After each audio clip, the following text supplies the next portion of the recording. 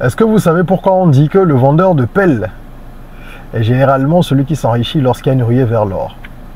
Oui, parce qu'il y a tous ceux qui vont aller chercher à trouver de l'or, mais ils ont tous besoin de pelle. Et donc, c'est ce que moi j'appelle la stratégie du paresseux. C'est cette stratégie qui consiste à attendre que les gens viennent vers vous parce qu'ils ont besoin de ce que vous vendez pour développer autre chose. Ça, ce n'est pas nouveau, n'est-ce pas? Alors, une stratégie éprouvée, pourquoi ne pas l'utiliser dans le cadre d'un business? Je vais aujourd'hui vous donner une idée qui surfe un petit peu sur ce concept, même si ce n'est pas exactement pareil. Et ça va vous permettre donc d'utiliser un levier déjà existant pour générer du cash. C'est un business qui ne demande pas d'expertise technique, qui ne demande pas beaucoup de cash, pas un énorme capital. Si vous voulez démarrer petitement, vous pouvez. Et qui va surtout générer pas mal de trésors et des marges intéressantes. On va en parler, prenez de quoi noter. Je suis Régis Sezin, entrepreneur multipotentiel, conférencier, formateur et artiste. Je partage avec vous sur cette chaîne du contenu propulsif pour vous aider à rêver, oser et créer. Hello les rocks, j'espère que vous êtes solides. Moi je suis en parfaite forme et je suis plein de gratitude envers l'univers. Si tu es nouveau sur cette chaîne, je te souhaite la bienvenue, welcome on board. Ici on rêve, on ose, on crée. De notre mantra, soyons rock, R-O-C. Les thématiques abordées sur cette chaîne quotidiennement sont toutes propulsives. Nous parlons de développement personnel, de mindset, de business et d'entrepreneuriat, d'éducation financière et de temps en temps d'actualité africaine. Tous ces sujets sont interconnectés et le but en fait de les aborder ensemble, c'est de permettre à chacun d'accélérer sa croissance personnelle et professionnelle. Abonne-toi donc si ça te parle et active la cloche de notification. Aujourd'hui, je vais te présenter un business qui cartonne, qui peut te rapporter beaucoup d'argent. Avant ça, je te fais un petit cadeau. Il suffit pour toi de cliquer dans la description pour télécharger un e-book gratuit dans lequel je te présente 20 business rentables pour l'Afrique. Le lien prévu à cet effet est juste dans la description, c'est tout à fait gratuit, tu n'as rien à payer, donc fais-toi plaisir. Et le but, c'est vraiment d'aider chacun à nourrir les réflexions. Je rappelle que sur cette chaîne, il y a une centaine d'idées de business, plus d'une centaine qui ont déjà été présentées.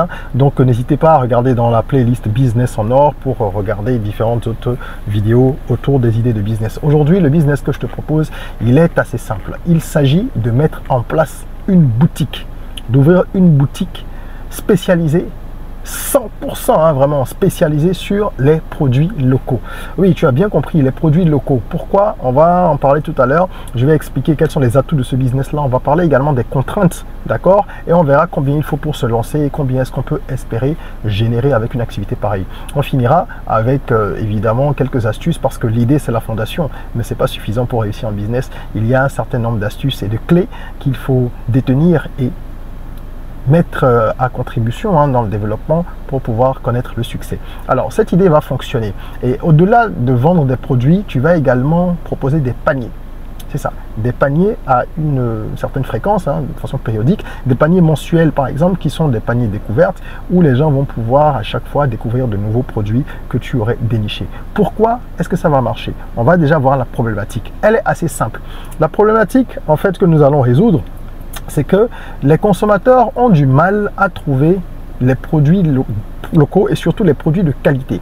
Il y a un véritable engouement depuis une dizaine d'années autour de la transformation en Afrique. Et c'est normal parce que pendant longtemps, nous n'avons été que des producteurs. On exporte quasiment tout. Est-ce qu'on y gagne vraiment quand on sait que la transformation apporte une grosse valeur ajoutée? Okay. Et donc depuis une dizaine d'années, il y a donc un certain engouement, ce qui est une bonne chose, avec beaucoup de transformations dans tous les pays d'Afrique. Il y a beaucoup de personnes qui se lancent dans la transformation, c'est-à-dire qu'on va retrouver beaucoup d'épices, des farines, des biscuits, des jus, des liqueurs. On trouve vraiment de tout. Et on se rend compte que les gens sont très ingénieux et qu'on peut faire beaucoup de choses avec tout ce que nous produisons. La stratégie du paresseux dont je parlais, elle est là, toi tu viens connecter les gens. Parce que ceux qui produisent, les producteurs, les transformateurs, donc les entrepreneurs de ce côté-là ont du mal à avoir de la visibilité, à pouvoir trouver des clients, à exposer vraiment leurs produits en face d'un large public. De l'autre côté, tu as des consommateurs qui de plus en plus sont intéressés par les produits locaux, mais ne savent pas trop où s'approvisionner. Il faut toujours chercher les producteurs eux-mêmes ou les vendeurs, parce que parfois c'est que des distributeurs, mais à toute petite échelle, il faut les trouver, il faut commander à l'unité. C'est pas très intéressant, surtout qu'ils n'ont pas de stratégie de fidélisation, ils n'ont pas de gros moyens pour faire du marketing et ils n'ont pas non plus la technicité nécessaire pour faire du marketing convenablement. Alors à ce moment-là, on se retrouve donc dans une situation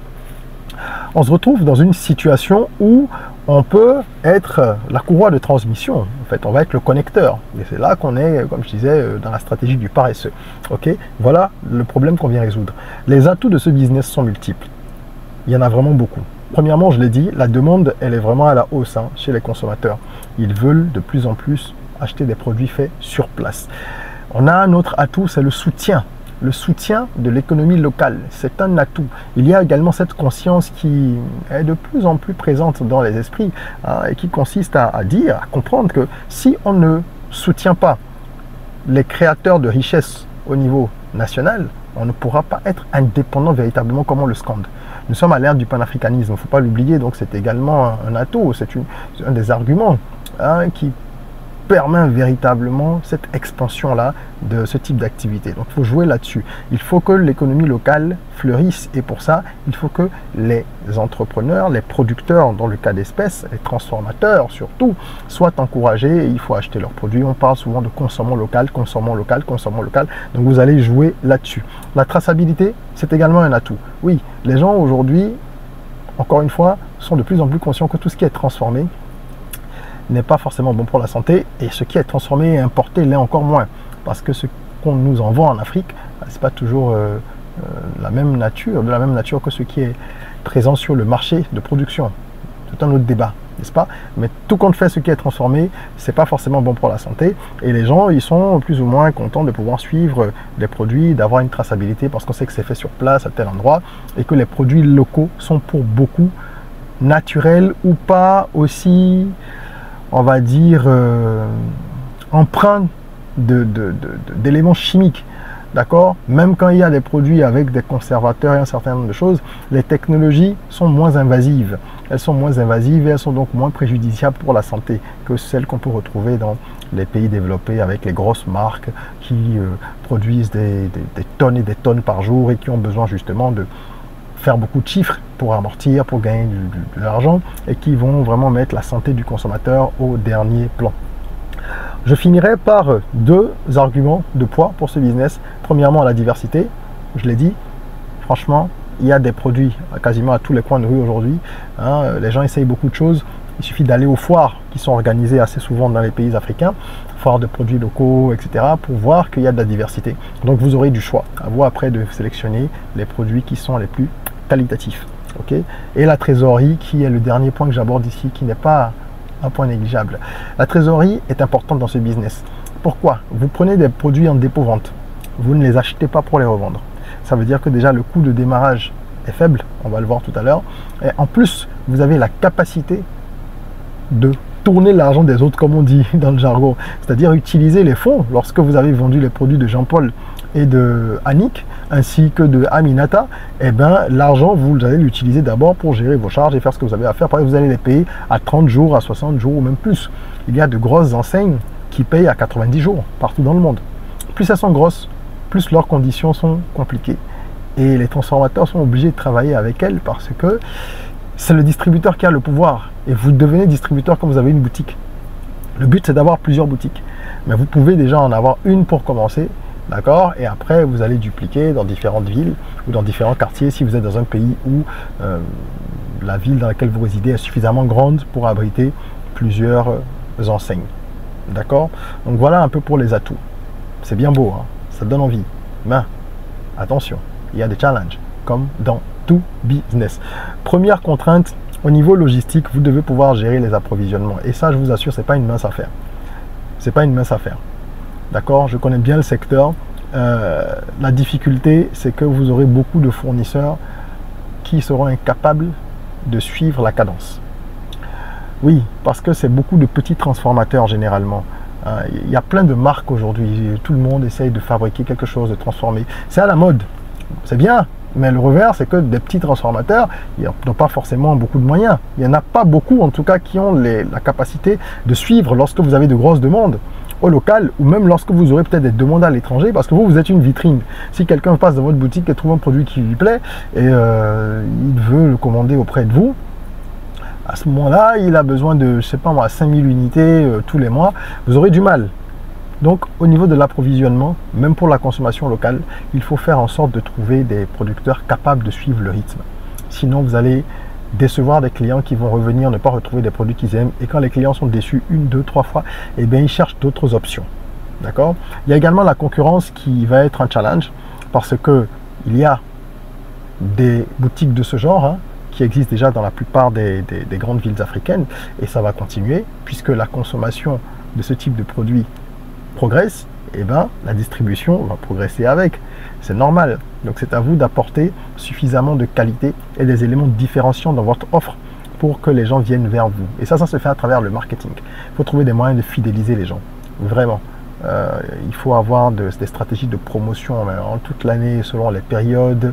Il faut trouver le moyen de faire vivre le lieu, etc. Il y a plein de stratégies qu'on peut mettre en place. Si vous êtes intéressé par ce business, n'hésitez pas à booker une séance de coaching avec moi. Le lien est en description et je me ferai un plaisir de vous donner quelques idées ou de répondre à vos questions. Ça peut également être pour un autre business. Je suis consultant en business stratégie depuis une douzaine d'années et je suis moi-même entrepreneur depuis 15 ans. Je ne suis pas un théoricien, attention. Vous pouvez vous rendre sur mon site web pour vous en rendre compte ou faire vos petites recherches pour voir un peu quel est mon parcours. Donc je connais bien les questions de business, ça fait longtemps que j'officie en tant que consultant et je peux vous accompagner, que ce soit à travers une séance de coaching ou à travers une série de séances hein, qui seraient étalées, qui permettraient véritablement de travailler en profondeur. Alors, il y a d'autres contraintes, on ne va pas toutes les évoquer, hein, mais je vais vous donner un aperçu assez clair quand même. Au niveau de la sensibilisation, vous aurez du travail, c'est toujours ici un aspect marketing parce que le consommant local est en train, évidemment, de gagner du terrain, mais on est encore très loin des volumes consommés au niveau des produits importés. Donc il va falloir vraiment continuer à balancer plein de messages hein, pour que les gens comprennent qu'ils ont l'obligation véritable, enfin, l'obligation, j'exagère un peu, mais qu'ils ont le devoir quand même de soutenir l'économie de leur pays, les producteurs de leur pays, parce que ceux qui transforment dans votre pays, ce sont ceux qui créent de la richesse, qui apportent des solutions alimentaires de meilleure qualité, qui créent des emplois, qui paient des impôts. Donc voilà, c'est tout un travail qu'il faut faire au niveau de la sensibilisation et ça passe aussi par le challenge du prix, qui est le dernier point que j'aborde, mais qui est lié aussi à la sensibilisation. Parce qu'on dit souvent aux gens consommer local, consommer local, consommer local. N'oublions pas que les produits locaux sont généralement plus chers que les produits importés. Moi, j'ai été dans l'agroalimentaire, dans la transformation pendant 7 ou 8 ans avec une marque qui a connu beaucoup de succès. D'accord? Avant de passer à un autre chapitre de ma vie entrepreneuriale de multipotentiel et je connais bien ces questions-là. C'est difficile d'avoir des prix compétitifs parce que quand vous ne faites pas de l'industrialisation vraiment à très grande échelle, vous ne pouvez pas avoir des coûts unitaires qui soient intéressants par rapport à des produits qui, eux, subissent l'industrialisation de masse. Ok, donc vous allez avoir des biscuits qui sont fabriqués sur des lignes de production ou qui vont finalement coûter 1500 avec le transport dans votre pays, la douane, les marges des uns et des autres. Et vous, là, en circuit plus court, vous produisez, vous vendez, vous allez vendre des biscuits qui vont être à 2000 alors que vous allez avoir la moitié en termes de volume dans le même paquet. Vous vous rendez compte, pour les consommateurs, c'est pas aussi simple que ça. Donc vous vendez plus cher et souvent en quantité moins importante. Bon, donc il y a aussi ces contraintes-là qu'il faut contourner. Il y a des techniques pour ça. On peut en parler plus en détail pour ceux qui sont intéressés. N'hésitez pas à me contacter. Alors, venons-en maintenant à ça. Money, cash, à quoi le jet.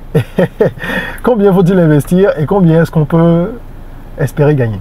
En termes d'investissement, ce qui va être important dans un premier temps, c'est bien sûr le local. Vous devez trouver un local bien situé, même si ce n'est pas quelque chose qui a pignon sur rue. Il faut quand même être dans une zone accessible. Il ne faut pas que dès qu'il y a des pluies, qu'il y a des inondations, que personne ne puisse arriver chez vous. Ça, c'est un facteur important. Je vous donne un exemple. Nous, on avait par exemple une boutique très bien située, mais le sort a voulu qu'il y ait des travaux dans la rue, juste devant la boutique, qui était vraiment super bien situé. Pendant 18 mois, on a eu des travaux qui se sont internisés. On a perdu toute notre clientèle. Donc, n'allez pas dans une zone qui n'est pas accessible. Même dans une zone accessible, vous pouvez être affecté. C'est l'exemple que je viens de donner. D'accord?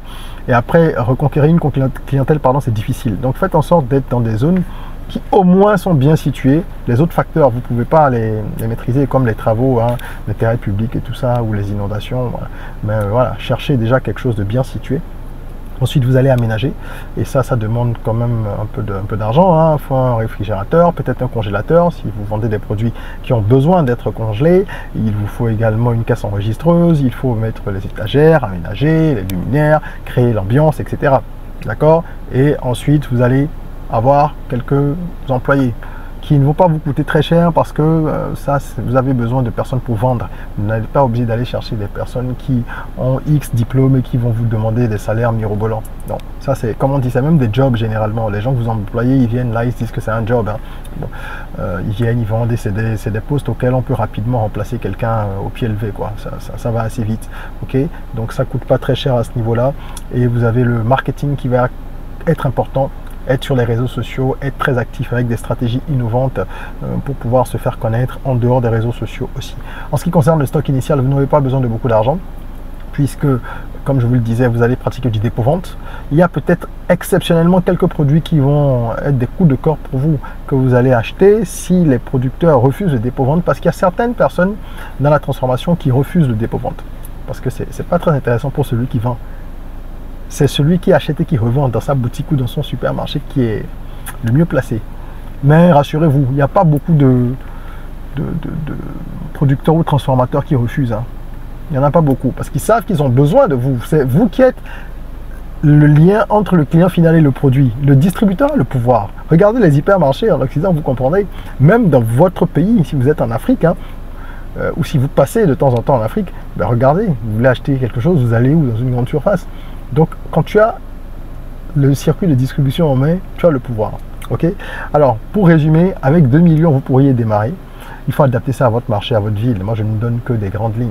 Hein. Et après, en plus, quand je dis vous pourriez démarrer, ça dépend de ce que vous voulez faire. Franchement, 2 millions, c'est le strict minimum. Vous allez commencer quelque chose de tout petit. Et vous n'allez pas forcément être super bien situé. Si vous êtes dans des villes comme Abidjan où il faut payer un pas de porte, vous voyez bien que les 2 millions dont je parle, ça n'inclut pas le pas de porte. On est bien d'accord. Bon. Donc, je vous ai donné les rubriques, faites l'estimation. Après, c'est vraiment à vous de voir comment vous pouvez mieux structurer la chose ou vous faire accompagner. Et si vous avez un projet précis, on vous accompagne avec les détails et vos spécificités. Quelles sont vos ressources? Quel est votre capital? Avec 5 millions, on ne fait pas la même chose. Avec 10 millions, on va beaucoup plus vite. D'accord? Donc, il faut prendre tout ça en considération. Volet suivant, les revenus projetés. Alors, qu'est-ce qu'on peut bien gagner avec quelque chose de ce genre? Vous avez les revenus qui vont être générés par la vente directe. Hein, les gens viennent, ils achètent, ils s'en vont. Et les revenus qui vont être générés par tout ce qui est panier, donc les paniers que vous allez proposer mensuellement, les paniers découvertes. Ok, là en fait vous avez des abonnés. Derrière il y a également tout ce qui est dégustation, mais bon ça on va pas s'éterniser là-dessus, ça va être complexe pour une projection. Supposons que, supposition réelle, attention, vous vendiez pour 100 000 francs par jour. C'est pas énorme. 100 000 francs, c'est peut-être une dizaine de personnes qui ont acheté pour 10 000 ou une vingtaine qui ont acheté pour 5 000 ou une quinzaine à 7 500. Ok, donc c'est pas énorme. Si vous faites bien votre com, que vous avez des produits de qualité, vous êtes bien situé, c'est pas grand chose. Je suis même à minima dans mes projections comme d'habitude.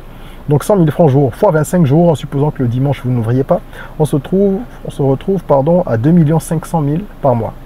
On va rajouter à ça une cinquantaine d'abonnés. Ce que j'appelle les abonnés ici, ce sont des gens qui sont abonnés à votre offre de panier découverte mensuel. Donc tous les mois, ils reçoivent un panier avec des produits, soit qu'ils ont sélectionnés et qu'ils aiment, ou des produits nouveaux, ça peut être un mix, des produits qu'ils aiment, des classiques, et puis à chaque fois une ou deux nouveautés. Moi je l'ai fait pendant un bon moment et ça a très bien marché. Ok. Et à ce moment-là, vous leur faites des petites réductions, des petits trucs en plus, ou bien vous rajoutez un produit en bonus, il faut pouvoir les fidéliser. Donc si vous en avez 50 de personnes comme ça, qui sont livrées tous les mois, avec un panier à 15 000 francs, on se retrouve à 750 000 francs le mois. 750 000 francs le mois, plus 2 500 000 des ventes classiques en boutique, ça nous fait 3 250 000 francs par mois, environ 108 000 jours. C'est une estimation qui, je vous assure, est en deçà de ce que vous pouvez faire. Vous pouvez faire bien plus, et je parle d'expérience. Vous pouvez faire beaucoup plus sur une seule boutique, vous retrouvez à 5-6 millions si vous taffez bien. Et si vous en avez 2, vous imaginez ce que ça donne. Moi, je reste sur cette simulation pour que ce soit réaliste, très réaliste, peut-être même un peu proche du scénario pessimiste, mais ça vous permet de voir que c'est quand même un business rentable. Parce que les charges ne sont pas élevées. Vous avez l'électricité, vous avez peut-être 1 ou 2 salaires si vous avez 2 vendeuses ou 2 vendeurs. D'accord? Donc voilà. Après, plus ça va grossir, plus vous aurez de collaborateurs, hein, bien sûr. Là, je parle vraiment du tout début. Et pour finir, je vous donne quelques astuces. Parce que pour réussir un business, il faut des clés. Il ne faut pas juste avoir une idée. Un business, c'est l'idée. Ensuite, c'est la structuration. Ensuite, c'est l'exécution. Et ensuite, c'est la gestion. Premièrement, il vous faut des fournisseurs de qualité, des gens capables de fournir des produits qualitatifs et de tenir leurs engagements en termes d'approvisionnement.